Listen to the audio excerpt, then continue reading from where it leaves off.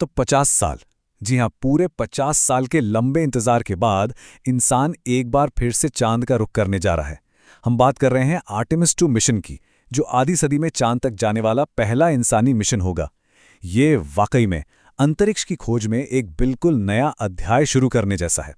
पर एक मिनट, यहाँ सबसे बड़ा सवाल तो ये उठता है कि आखिर क्यों 50 साल बाद हम चांद पर वापस जा क्यों रहे हैं। देखिए, यही वो सवाल है जो इस पूरी कहानी की जड़ है, और इसका जवाब ही हमें बताएगा कि भविष्य में इंसानियत के लिए अंतरिक्ष में आखिर छिपा क्या है। जरा सोचकर देखिए, 1972 में अपोलो 17 मिशन के बाद से किसी भी इंसान ने लो अर्थ ऑर्बिट को पार नहीं किया है। मतलब वो ऑर्बिट जहां हमारा इंटरनेशनल स्पेस स्टेशन घूमता है, हम उससे आगे गए ही नहीं। ये एक बहुत बहुत लंबा गैप था, और अब आर्टेमिस प्रोग्राम इसी इंतजार को खत्म कर रहा है और अपोलो के उसी पुराने जज्बे को, उसी हिम्मत को फिर से जगा रहा है। और ये सब शुरू होगा 1 अप्रैल 2026 को। सोचिए जरा वो नज़ारा, जब दुनिया का सबसे शक्तिशाली रॉकेट स्पेस लॉन्च सिस्टम यानी SLS अपनी पूरी ताकत से गरजेगा।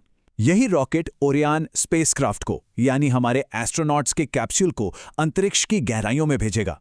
ये सिर्फ एक लॉन्च नहीं है, ये एक नए दौर की, एक नए युग की शुरुआत है। देखिए, आर्टेमिस 2 कोई अकेला मिशन नहीं है। ये एक बहुत बड़े इंटरनेशनल प्रोग्राम का हिस्सा है जिसे नासा लीड कर रहा है। और इस बार आर्टेमिस का मकसद सिर्फ चांद पर झंडा लगाकर वापस आना नहीं है। नहीं, इस बार लक्ष्य है वहां एक सस्टेनेबल प्रेजेंस बनाना। मतलब रिसर्च स्टेशन बनाना, रहने की जगह बनाना, और फिर मंगल ग्रह की ओर अपना अगला बड़ा कदम बढ़ाने की तैयारी करना। आखिर में कोई भी बड़ा मिशन वो इंसानों के बारे में ही होता है। तो चलिए अब मिलते हैं खोजकर्ताओं की उस नई पीढ़ी से, उन 4 एस्ट्रोनॉट से जो इस ऐतिहासिक सफर को हकीकत बनाने वाले हैं। तो ये हैं ओरायन स्पेसक्राफ्ट इंटेग्रिटी का क्रू। कमांडर हैं नासा के रीड वाइजमैन, पायलट हैं विक्टर ग्लोवर और मिशन स्पेशलिस्ट हैं क्रिस्टीना कोच। और इनके साथ हैं कैनेडियन स्पेस एजेंसी के मिशन स्पेशलिस्ट जेरेमी हैंसन। और सुनिए, ये क्रू अपने आप में इतिहास बना रहा है। क्रिस्टीना कोच लो अर्थ ऑर्बिट से आगे जाने वाली पहली महिला बनेगी। विक्टर ग्लोवर पहले अश्वेत व्यक्ति होंगे जो इतनी दूर जाएंगे, और जेरेमी हैंसन पहले गैर अमेरिकन। सही मायनों में ये मिशन पूरी इंसानियत को रिप्रेजेंट कर रहा है। कमांडर रीड वाइजमैन की बात करें तो उनके लिए यह फैसला आसान नहीं था। वो अपनी 2 बेटियों के अकेले पेरेंट हैं। इसके बावजूद उन्होंने इस मिशन को चुना। जैसा कि उन्होंने खुद कहा, मैं इस मौके को ना नहीं कह सकता था। यह दिखाता है कि इस मिशन के लिए उनका डेडिकेशन किस लेवल का है। पायलट विक्टर ग्लोवर, वो अपनी इस ऐतिहासिक भूमिका को बहुत गहराई से समझते हैं। वो वाइटी ऑन द मून जैसे गाने सुनते थे। ये गाना अपोलो के ज़माने में समाज में जो भेदभाव था उस पर एक कमेंट्री थी। वो इसे सुनते हैं ताकि ये याद रहे कि हमने क्या अच्छा किया, क्या बुरा, और हम आज कहाँ तक पहुँचे हैं।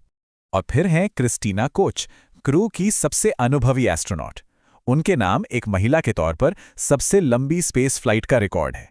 उन्होंने अपने परिवार को तसल्ली दी है कि चिंता मत करो, ये बस 10 दिन की बात है, पिछली बार जितना लंबा नहीं होगा।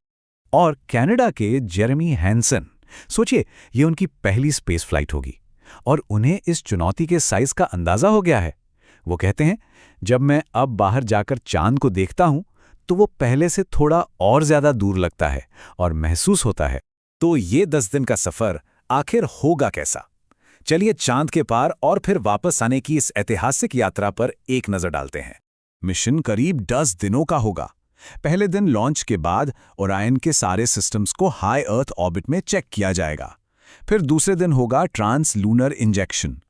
आसान भाषा में कहें तो ये एक जोरदार इंजन बर्न है जो स्पेसक्राफ्ट को गुलेल की तरह सीधा चांद की तरफ फेंक देगा। छठे दिन क्रू चांद के सबसे करीब से गुजरेगा और फिर 10वें दिन धरती पर वापसी।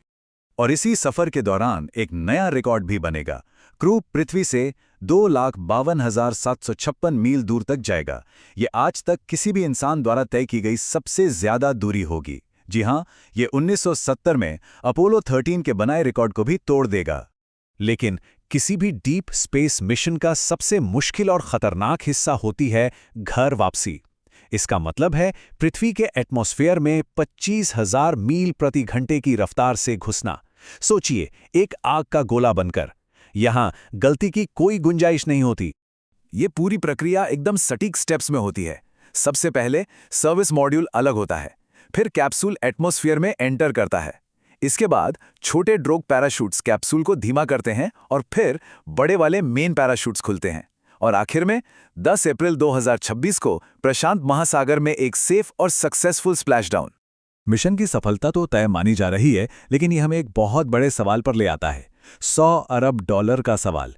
क्या इंसानों को अंतरिक्ष में भेजना इस भारी भरकम खर्चे के लायक है? कुछ आलोचक मानते हैं कि अब इंसानों को अंतरिक्ष में भेजना एक बेहद महंगा शौक बन गया है। जैसा कि द गार्जियन में मार्टिन रीस और डोनाल्ड गोल्डस्मिथ लिखते हैं कि इसे अब अरबपतियों और प्राइवेट स्पॉन्सरशिप के लिए छोड़ देना चाहिए। और खर्चा वाकई में छोटा नहीं है। अब तक आर्टेमिस प्रोग्राम पर करीब-करीब $100 बिलियन खर्च हो चुके हैं। ये एक बहुत बहुत बड़ी रकम है और ये सवाल उठाना लाजमी है कि क्या इस पैसे का कहीं और बेहतर इस्तेमाल हो सकता था। तो यहीं पर आकर बहस शुरू होती है, इंसान बनाम रोबोट। देखिए, इंसानों को अंतरिक्ष में भेजना हमें प्रेरणा देता है और वो किसी भी अचानक आई मुश्किल को मौके पर ही सुलझा सकते हैं, पर यह बहुत महंगा और रिस्की है। दूसरी तरफ जेम्स वेब स्पेस टेलीस्कोप जैसे रोबोटिक मिशंस हैं जो बहुत कम लागत में कमाल का साइंस देते हैं। तो ये एक मुश्किल सवाल है कि सही बैलेंस क्या है। तो आर्टेमिस 2 के बाद आगे क्या? ये मिशन भविष्य के लिए क्या दरवाजे खोलता है? सबसे पहले यह समझना जरूरी है कि आर्टेमिस 2 एक फ्लाइट टेस्ट है। इसकी कामयाबी ये साबित कर देगी कि SLS रॉकेट और ओरियन स्पेसक्राफ्ट इंसानों को सेफली गहरे स्पेस में ले जा सकते हैं और वापस ला सकते हैं। और एक बार ये साबित हो गया तो रास्ता साफ हो जाएगा आर्टेमिस 3 के लिए, यानी 21वीं सदी में इंसानों की चांद पर पहली लैंडिंग के लिए। और ये सब हमें एक आखिरी और शायद सबसे बड़े सवाल पर लाकर छोड़ देता है। जैसे जैसे रोबोट और AI और भी ज्यादा काबिल होते जा रहे हैं, स्पेस एक्सप्लोरेशन में इंसानों का भविष्य क्या होगा? क्या आने वाले वक्त में इंसान और मशीनें मिलकर खोज करेंगे? ये एक ऐसा सवाल है जिसका जवाब हमें आने वाली पीढ़ियां ही देंगे।